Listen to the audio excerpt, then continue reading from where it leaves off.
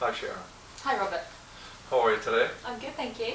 Um, Welcome to our discussion on personal leadership.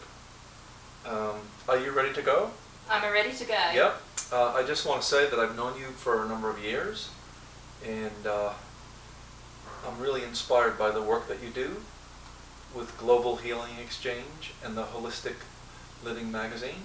I think they're just incredible steps into the future.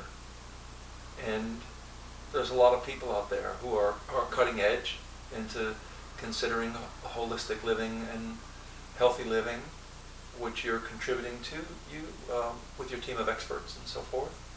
And I think that we're going to see more and more mainstream people being affected by the reach that you have as a leader in this area. Would you want to talk about that a little bit?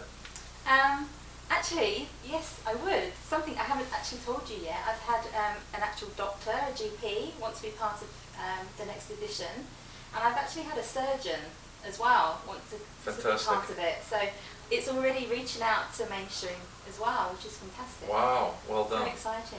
Yeah, I think it's wonderful to see a lot of integrative MDs, including surgeons and specialists, that I've been meeting in Sydney recently and in America. Men and women who I know that are physicians that are really exploring the alternative world. It's exciting, and I think that you're a catalyst for this. Thank you.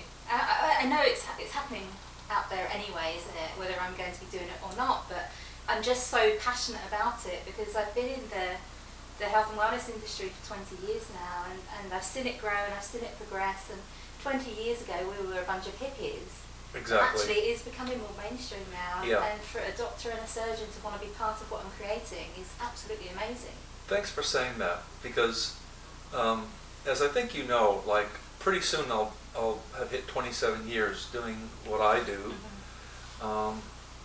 in facilitating transformation and healing with a lot of leaders, business owners and corporate leaders that I enjoy working with. But when I think back, when I started 25 years ago, I couldn't talk to the corporate people about what I do because it was kind of like hippie people who did meditation or yoga and wore beads and stuff like that. It was like considered really, really out there. And then of course you had the corporate people and business owners that were very structured, and they walked and talked and dressed a certain way. But this has changed. Yeah. And I think it's very exciting that leadership can merge together.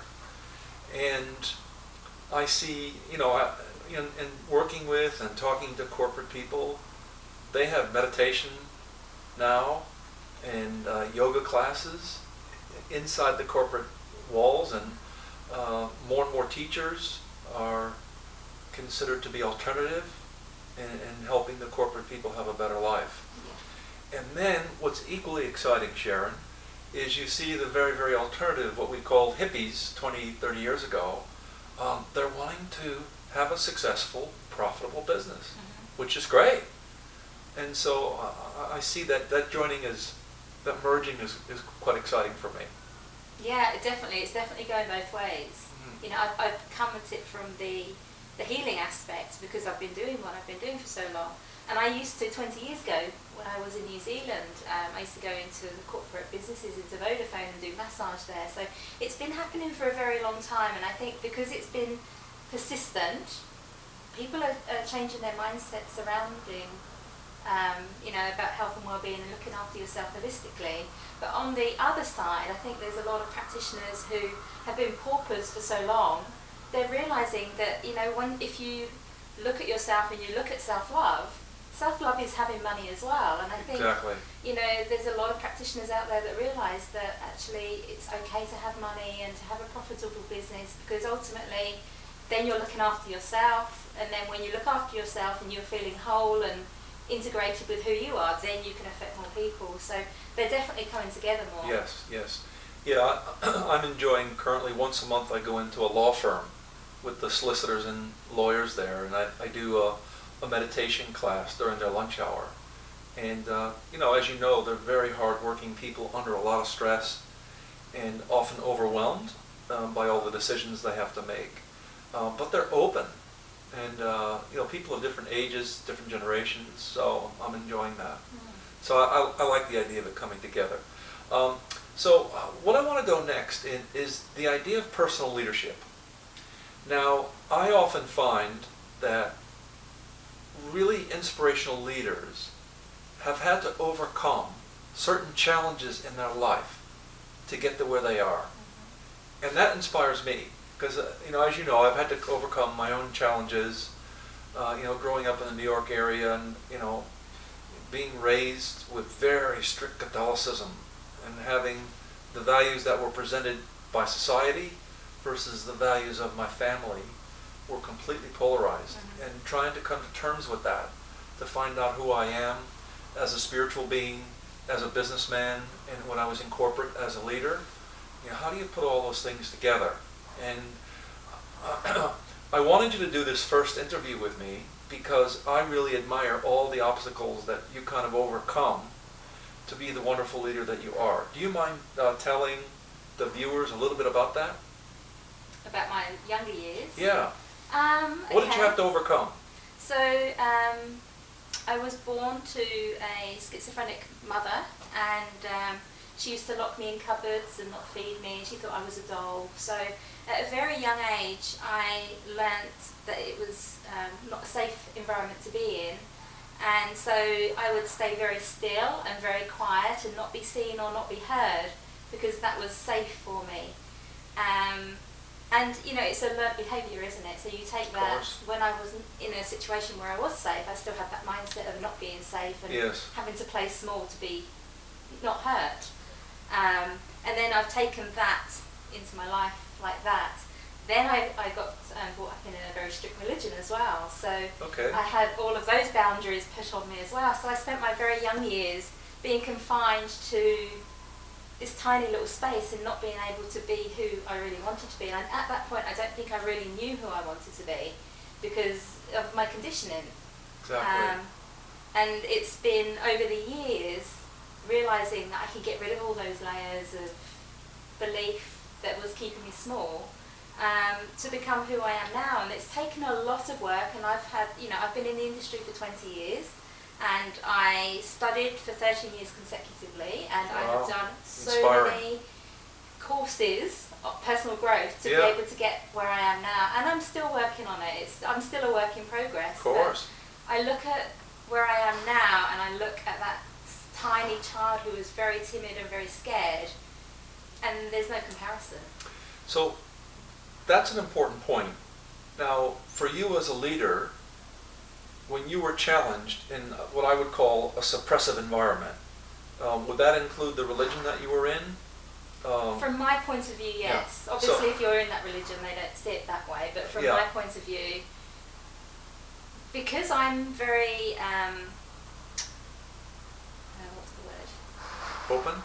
Open, I feel energies. Yes. And I was told that was from the devil and the demons, and so I was really bad, So, and I was, in the inside, I'm not from the devil and I'm not from the demons, and the things that I'm feeling are not bad. So there was a real incongruency there for me. So you were invalidated in a way that wasn't congruent with your heart. Yes. Your heart, yeah, I understand. And so you had these sort of obstacles or setbacks, or you could call it traumas, being locked in a closet, that would traumatize any child. Mm-hmm. Do you think in some ways you're having to overcome that? Were catalysts for you to step into who you are today? In other words, could it be seen as a good thing in a way, because by overcoming it, you become the woman that you are today? 100%. I wouldn't change it for the world. Because of what my mother was like, and I wanted to understand the human mind more, so I went and studied how it works, and with NLP and hypnotherapy and timeline therapy and journey therapy, I can really understand her a lot more. And in understanding her more, I can understand me more and my behaviours around her and my emotions around her, and know that I could clear that as well. So without that upbringing, I would not be who I am today, because I may not have been curious enough to go down that path. Exactly. And now I help so many people being able to live the life that they want to do, because I think they see the fact that I'm doing what I do, and if they know my story, they can see that I've done a lot of work on myself. Yes, so you have. if they see that I've done a lot of work on myself, they just see the possibility that it could work for them. It could work as for well. them. How exciting. Now, as you know, that I train leaders, and I enjoy working with business owners. And frequently business owners are confronted with the tasks that they need to complete rather, to get their business to the next level. And all those things are important.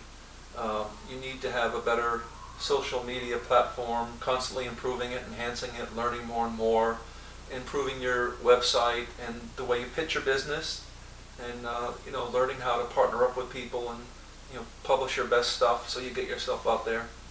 It's absolutely important. I couldn't agree with that. I work on that in my business. You work in that in your businesses. But I also find there are subjective issues that stand in the way of business owners. And I have a feeling this is really aligned with why so many businesses go under that had great potential. In other words, I hate to be talking about something negative, but most businesses don't make it in the short term, and then even in the long term, the ones that do make it will often plateau because things are constantly changing. Competitive sort of dynamics out there in society and in business, and also we're changing. At different stages of life, we have different challenges, and so being able to deal with these issues is really important. And I know you and I have worked a little bit on this stuff. Could you comment on that? On confronting the personal issues and how they can make or break a business? Well, I think that if you don't work on yourself, you're not congruent with your business. You're just, I was talking a little while ago about the politicians, and how when I see them, I just see them as puppets, and they're just following the rules of other people and other people's agendas, and they're not really in touch with themselves and their own beliefs, because they're not allowed to say what they really believe, and they just go out there and say what the masses want to hear. And so I don't think people relate to them so well, because they come across as these puppets. But when you've done the work on yourself and you're following your passion and you're doing the business that you love, that all comes from the inside, because you're suddenly connected to your purpose. And I think that's really important, being really connected to your purpose, because otherwise it's a job. And most people go to work and they go to 9 to 5, and they won't put any passion in it, and they'll tick all the boxes that they have to do, which is a little bit like what the politicians do. They just go and do their thing. Whereas if you are following your passion in your business and you want to grow it, and you want to I want to help people, regardless of what your business is and whether it's helping people or not, I think if you're following your passion and you're connected and you do that work, you're going to succeed. Yeah, that's very exciting, isn't it? Mm. And so, in a sense, I get a feeling in personal leadership, it's about reinventing yourself, and bringing the vibration, your own personal vibration, and the vibration of the business to a freer and freer place. Mm-hmm. And so, not only do you feel your own personal passion and presence toward what you're doing, but performance goes up. In other words, you get better results for people. Could you comment on that? And also, could you comment about being an attractor field for what you want when you're really open and vulnerable, versus when someone might be exhausted, burned out, a little bit shut down mm-hmm. emotionally? Could you comment on that? Yeah, I think firstly it's about shedding those old, we've spoken, well, everyone knows about, the analogy about being an onion, and how you release the layers of the onion when you get rid of the emotional baggage. And I think that's the same in business, and that's the same in all areas of your life. So when you are releasing that, you're actually, your true essence is able to come out more. And when you're connected to your true essence, then your vibrations get higher, then the law of attraction kicks in. So you're getting rid of all the baggage, you're becoming your true self, and actually you then, when you're in alignment with your passion and your beliefs, and your thoughts and behaviours are congruent with who you are, that's when you attract the beautiful things in life, because life just works that way. Yes. So it's about uncovering all of those negative thoughts and beliefs about ourselves and just being that person that we really want to be.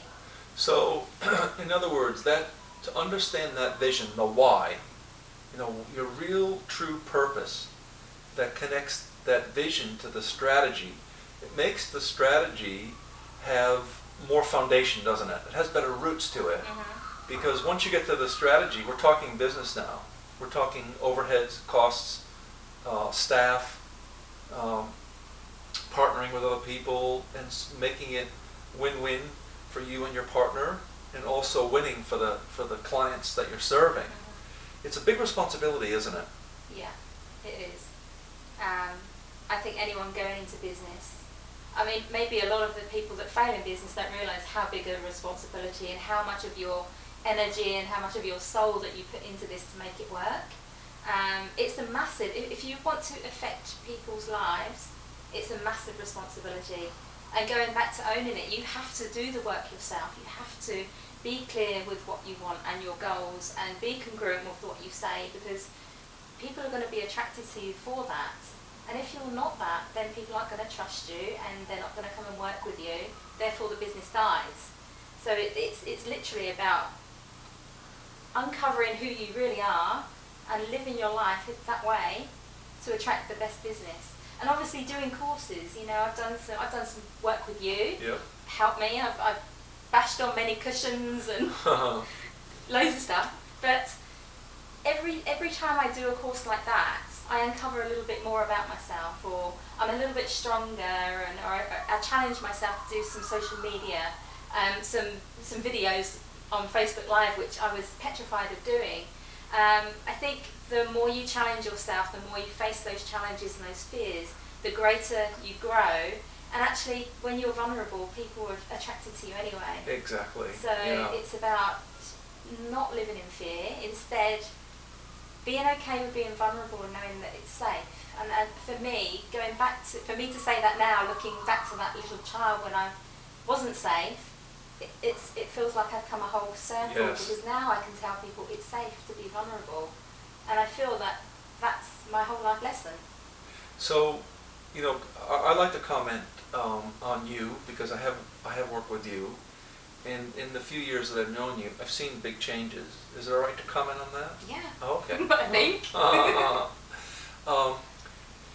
So we've had like 70 plus years of feminism, and I've always felt that the real purpose of feminism is to show that the feminine energy, the goddess energy, is at least equal to, or maybe even more powerful than the masculine doing energy. Mm-hmm. And I think that because of the way women have had to do so much, taking care of family, taking care of the home, and then being out there, often modern women, I notice, are in a very masculine energy. And it's always kind of concerned me, because it seems like they have to abandon the most beautiful part of them to be out in the business world, whether it's running their business or in a corporate position, a leadership position, which they're brilliant at. But I think there's a movement beginning for women to be integrating the masculine and the feminine, so that beingness is really open to receive. Mm-hmm. And I think that if I could say this, be bold enough to say this to you, that when I met you, there was a strong sort of doing energy. I wouldn't call it compulsive, but it was like almost a little bit of desperation is to get it all moving, happening, and you've completely, transformed that. I think it's very exciting for all the people you serve, because your personal leadership is truly an integrity, and so you're a credit to all the work that you've done, and so it's been a pleasure to support you and to watch you step into this strong personal leadership and how it affects the choices you make in your personal life and your kind of a global existence, and also with Global Healing Exchange and the new magazine, they're just taking off fabulously, and your ability to communicate on social media is quite brilliant. So I think it's all coming together for you, and I I think that you're a credit to being a grounded woman who sees her core, that feminine core, that ability to receive, that inner beauty of a woman, and still be able to do and work many hours and to do the things that you need to do to go to the next level and the next level for your business. Thank you. That's a lot of kind words. Like out of that, what I've learned is balance. You know, I was very, very male, got to do, and then I ended up with adrenal exhaustion. Yeah. And you know, my body gave up, and it said you can't do any more than that. You know, I was in that, wasn't listening to my body. You know, everything that I tell my clients to do, I was doing the opposite. Yeah. And the body gave up, and then I had to do a different way. So I think sometimes we get to that point where life will just give you a wall, and you have to, if you're not listening, you have to do something. But what I've learned is having that balance. I can do the business things, and I can you know, have time for me as well, and go for a walk every day and do my exercise. Beautiful. It's been a 45-year journey, but I'm Wow. there. Wow. Which is great. How exciting. Yeah. So, look, I'm inspired by you. I know the viewers will be inspired when they get their hands on the Holistic Living magazine and how to tap into the Global Healing Exchange. Do you want to tell the viewers a little bit how they can access this wonderful material that you're producing worldwide? I would love to. So if you go to www.Global Healing Exchange, on the top there'll be, it says Holistic Living Magazine in the library. If you click on that, all of our past editions are there. Each edition has a different topic, so whether it's depression or diabetes. The next one that's coming out in December is on emotions. We're building up a library of information, so unlike other magazines where they become obsolete and thrown away after you've read them, this is a resource that you can go back to time and time again, whether it's for yourself, your family, or for your clients. So that's www.globalhealingexchange.com and go to the Holistic Living Magazine library. Yeah. And also thank you for coming today. I appreciate it. And I'm also honored to be one of your experts in the magazine. So thank you. It's been great. You're welcome. I'm honoured to have you on board as well. You are an amazing healer yourself, and I know you help so many people, and to be working with a team of people like that is amazing. So all of my experts also inspire me as well, which keep me going. Very exciting. Thanks, Sharon. Thank you. Have a great day. You too. Thanks very much for watching. Stay tuned for the next video that's coming up soon on personal leadership.